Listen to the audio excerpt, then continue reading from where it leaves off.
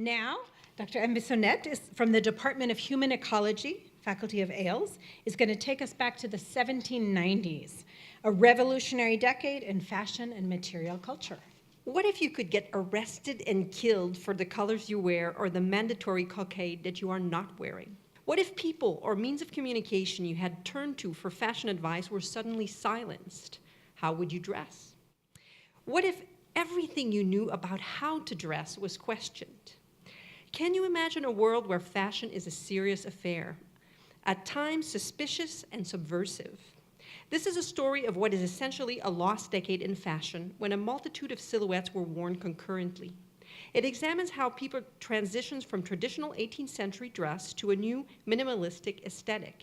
In the case of women, this change from a silhouette with a conical torso and voluminous skirt to a new leaner style worn over the natural body with two distinct breasts seen in ancient statuary. Ladies, after hundreds of years of hiding the lower body under many petticoats, how would you feel about garments that clung to your lower body?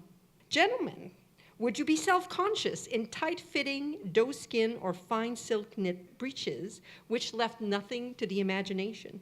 The research examines national, transnational, and ideological messages communicated via fashion in a post-French Revolution world.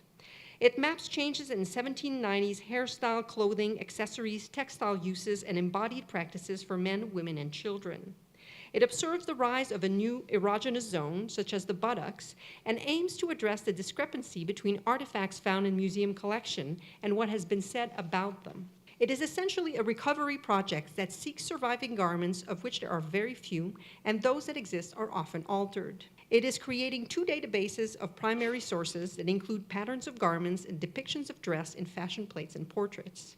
The data examines typical and atypical dress behaviors, as well as the intertwining of fashion with political, cultural, and social histories. Special attention is paid to how European and American garments are worn to map the journey toward more body-conscious styles, a path that may be a key to the beginning of modernity in dress. The work asks how 1790s fashion drastically changed to affect and reflect the social order. Thank you.